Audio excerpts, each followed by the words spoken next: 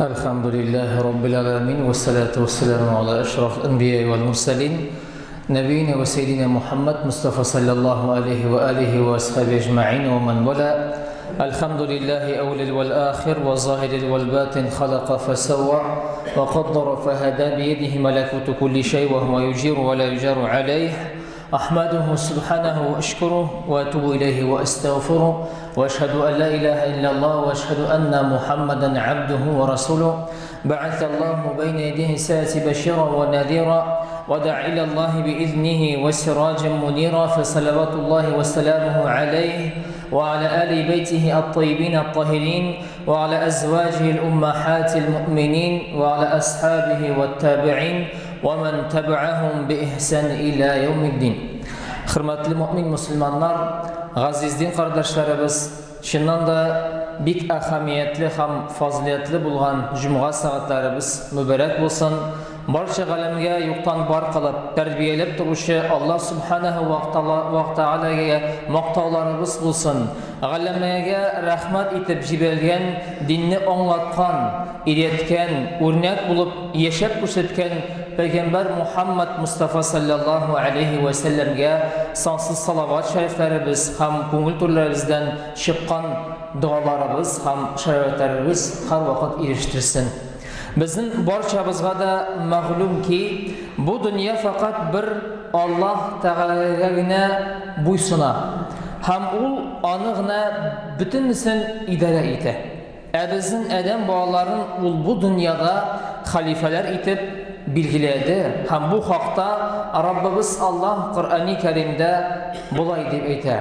Bismillahirrahmanirrahim. İnni ca'ilun fil ardı halife.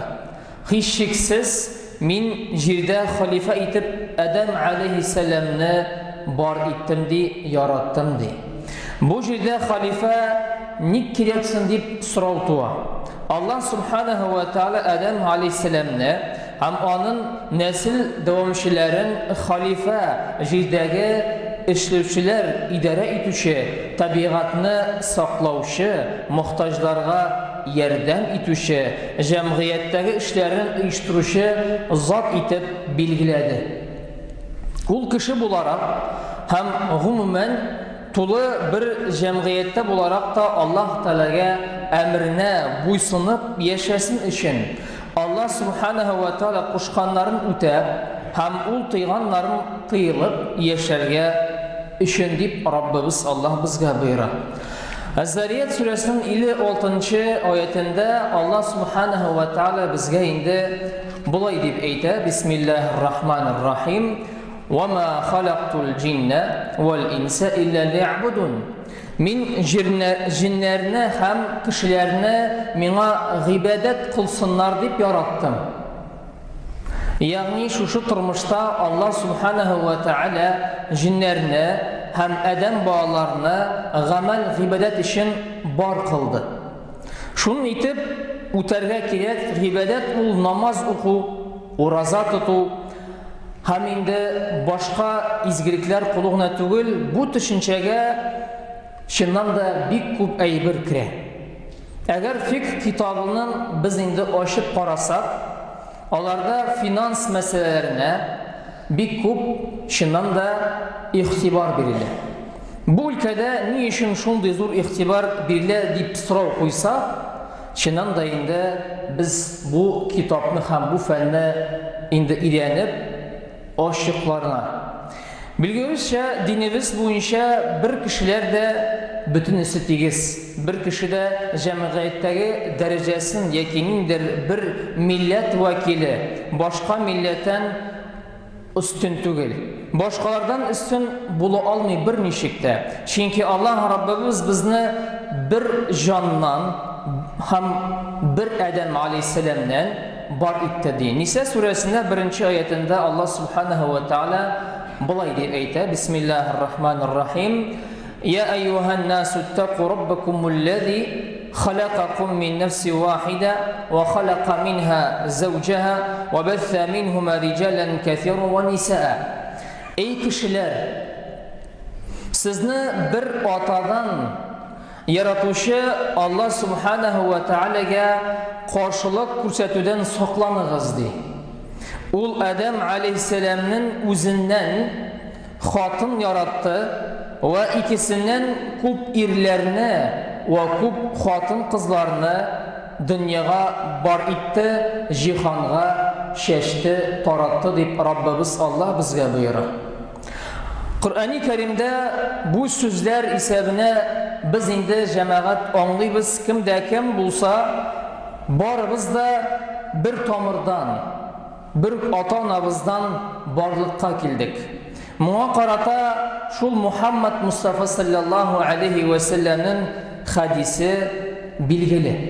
Эй кешеләр, дөреслекдә сезнең Раббыгыз бер, сезнең атагыз бер, сез барыгыз да Адам алейхиссаламнан ди Раббыбыз Аллаһ безгә чыннан да һәм аның илчесе бу хакта боера. Адам чыннан да инде балчыктан.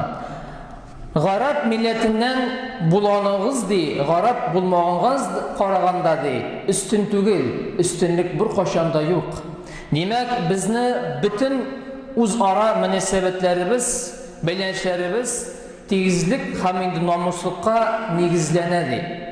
Һәм шул рәттән иктисад, ягъни экономика, сәүдә мәсьәләләрендә динебез ислам сәүдә һәм мөнәсәбәтләре гадил рәвештә каралган ди. Һәм моны иң ачык мисал итеп рибаны тыю турында Раббыбыз Аллаһ безгә боера. Коръәни Кәримдә Аллаһ Тәала әйтә: Бисмиллаһир-рахманир-рахим ва халаллаһу бай'a ва харрамар риба. Раббыбыз Аллаһ сату алу эшләрне рөхсәт, ягъни халал кылды. Һәм рибаны тыйды, ягъни харам кылды. Шуңа күрә билгеле булганча, инде һәр вакыт заманыннан кешеләр кирим алу максатыннан һәр вакыт бурышка бирә иделәр. Мондый гадәт Гарабстан якларыннан һәм инде башка илләрдә дә күренә. Бакара сүрәсендә Аллаһ Тәала булай дип әйтә: Бисмиллаһир-рахманир-рахим. Аллазина яъкулуна ар-риба ла яқумуна илля кама яқуму аллазина ятахаббатуна шайтана минал мас. Риба ашаучылар ди, ягъни бурышка биреп торган өчен арттырып алучылар ди, аларның халәтләре бик начар ди. Шайтан сугып йыккан тиле кеше газапланган кебек ди, алар кубарлыктан чыннан да инде торалар. Бу җәза алар өчен сату алуда риба кебек булачак ди. Аллаһ сату алуны халал итте һәм харамны, рибаны харам кылды, тыйды. Кемдә кем Раббысыннан аны итагать итеп, ишетеп, газаптан ерак булу өчен тырышса, Аллаһ Тәала аны гафу итәчәк ди. Аның эше Аллаһыга кемдә кем рибаны халал дип кабул итә, чыннан да Аллаһ Тәала каты газапка дучар була ди. Ул әһәмиятле булган юлларда һәм яна шулай мәңге булган халәттәдер. Бу аят риба белән акча тауны чыннан да мисал күрсәтелә. Шулай рибаның тыелуына әхлакый да әйберләр бар.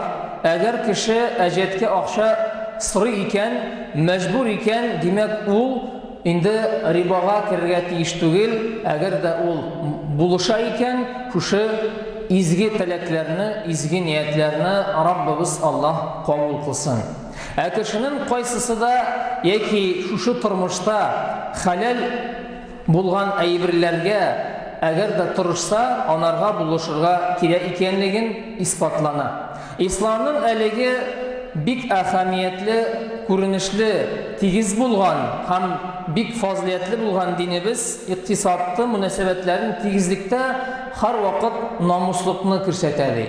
Бүгенге көндә безнең вакытыбызда карасак илләребездә ислам финанслары актив рәвештә үсә. Дәүләтебез шулай ук бу проектларда катнаша. Россияның аерым субъектлары шул чиратта Җөмһүриятебез Татарстанда һәм Россия Федерациясе Дәүләт Думасы тарафыннан расланган проектлар, ислам финанслау проектлары һәр вакыт инде күрсәтелә. Дәүләт тарафыннан мондый проектлар бик күренешле әйбергә өнди. Шуны да әйтергә кирәк, бу өлкәдә эш дәүләт эшендә дә бик мөһим. Башка илләр белән дә, мәсәлән, бүгенге көндә Россия ислам дөньясы Казан форум дип аталган халыкара икътисад форумы кыссаларында ислам финанслары караган актуаль мәсьәләләр күтәрелә. Бу форумда төрле ислам дәүләтләр вәкилләре катнаша. Алар актив һәр вакыт үз эшен алып бара. Сәүдә һәм финанс өлкәсендә инновациялар, фәнни гамәли төшенчәләр һәм яна шулай төрле нәтиҗәләргә ирешәләр. Ә безнең илебездә, хөрмәтле җәмәгать, бу ел Россия ислам дөньясы Казан форум һәм яна шулай бик күренекле һәм бик җаваплы эшләрне үз эшенә ала. Казанда 19 майдан алып, 19 майда кадәр Казаныбызда, мәркәзебездә бик күренекле күргәзмә уздырыла. Әлеге форум белән бер рәттән республика мөмин һәм мөминә, муслим һәм муслимә һәм бик көтелгән вакыйга, изге Болгар җыены уздырыла. Ел сайын бу чарада Татарстан чит төбәкләрдән, хәтта чит илләрдән килгән мөмин муслиманнар катнаша. Яна шулай илләребезгә килеп, тарихыбызны искә алып, дуа кылып, намаз укып, шушы җыенда катнашалар. Мөселманнар һәр вакыт алар инде бердәмлектә. Аллаһ Раббыбыз бу булган ниғмәтләргә шөкр кылыгыз ди, рәхмәт әйтегез ди. Мөселман дәүләтләренең мондый чираттагы игътибар булу өчен бик зур бәя бирелә. Төбәндәге Россия банклары тарафыннан уңайлы проектлар, финанс-яклары, алар инде тулысынча шәригать кануннарын үтәп, һәрбер гади кешегә һәм инде сату алу эшләүдә кешеләргә ипотека, халал, лизинг һәм инде башка юнәлешләрне безгә мөмкинчелек бирәләр. Мондый проектлар ислам финансларын үсү мөмкинчелекләре бирә һәм һәр вакыт кардәшләребез Татарстан мөселманнары диния нәзарәте, яна шулай инде төрле килгән кунаклар вәкилләре мондый мөмкинчелекләр ачылышына Аллаһ Тәгаләгә рәхмәтле булып без инде һәр вакыт шөкр кылабыз. Ел сайын мәчетләребез саны арта. Яна мәдрәсәләр ачыла. Менә хәзер ислам финанслары үсеш ала, әлхәмдүлилләh. Булар барысы да Болгар җыены, Рәсәйдә һәм инде Казан мәркәзебездә уздырылган Казан форум һәм яна шулай күргәзмә бүгенге көндә бик зур үсешкә ала. Раббыбыз биргән ниғмәтләргә Аллаһ Тәгаләгә Коръәни Кәримдә булай дип Ибраһим сүрәсендә әйтә: Бисмиллаһир-рахманир-рахим ва из тәъәззәнә раббукум лаин шакартум лазиданнакум. Раббыгызга шөкр кылыгыз. Әгәр дә шөкр кылсагыз, мин сезгә артып бирәм бәрәкәтне ди. Һәм һәр вакыт без инде билгән дуаларны Аллаһка шөкр, әлхәмдүлилләh, бел һәм инде Аллаһка ялварып, дуа кылып яшәргә тырышабыз. Шуңа күрә Раббыбыз Аллаһ Тәгалә безгә ниғмәтен, рәхмәтен, шатлыгын биреп, биргән чиксез ниғмәтләре өчен рәхмәтле булып, киләчәктә дә динебез, иләребез, кардәшлек мөнәсәбәтләребез һәр вакыт үсеш ашсын. Аллаһ Тәгаләгә инде шөкр кылып, рәхмәт итеп яшәргә һәм бердән булып яшәргә Аллаһ Тәгалә барчабызга да насыйп итсен. Илләребезгә, диннәребезгә тынычлыкта һәм һәр вакыт шушы булган ниғмәтен, рәхмәтен милләтебез өчен һәм инде динебез өчен яшәп, горурланып, шатланып яшәргә һәм һәр вакыт дуа кылып яшәргә Аллаһ Тәгалә барчабызга да насыйп итсен. Вассаламу алейкум ва рахматуллахи ва баракатуһ. Вассами'у дуа.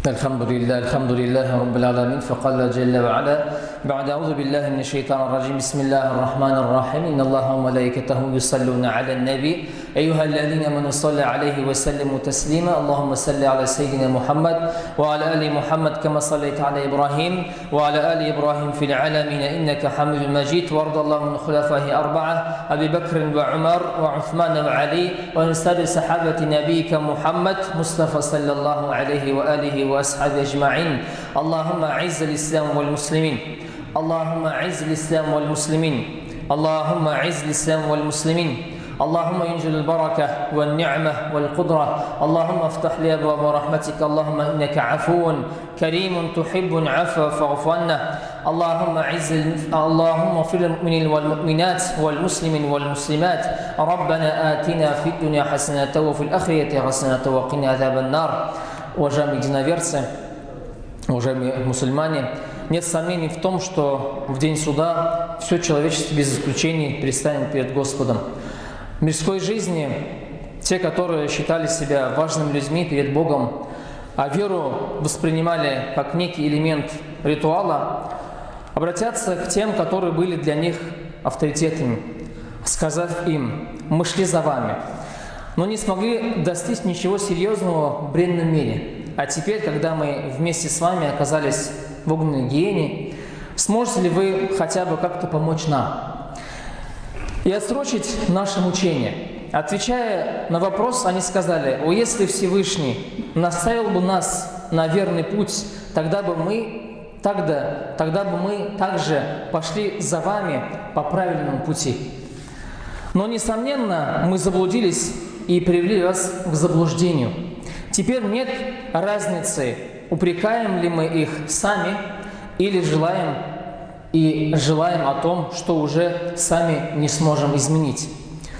Будет ли терпеть, ожидая прощения от Господа в час расплаты? Нет сомнения, что Всевышний Аллах до судного дня упоминает слова сатаны, которые, в свою очередь, вступит в речь перед своим народом. Когда все закончится, и обитатели рая отправятся в райские сады, а обитатели ада отправятся в огненную бездну, тогда Иблис обратится к тем людям, которые поверили в него и следовали за ним. Он скажет: «Воистину Всевышний Аллах обещал вам воздаяние в день суда за все ваши деяния, которые совершили вы на земле. И, несомненно, выполнил свое обещание, ведь обещание Всевышнего является правдивым». Дай Аллах Та'аля, чтобы каждый из нас сделал как можно больше добрых дел в этом бренном мире, уповал на милость Всевышнего, дабы получить его довольство. Дай Аллах Та'аля, чтобы каждый из нас получил возможность обратиться к Господу и попросить прощения. И пусть Всевышний примет все наши добрые помыслы и добрые молитвы. Вассаляму алейкум ва рахматуллахи ва баракату. Ва акимиссалям.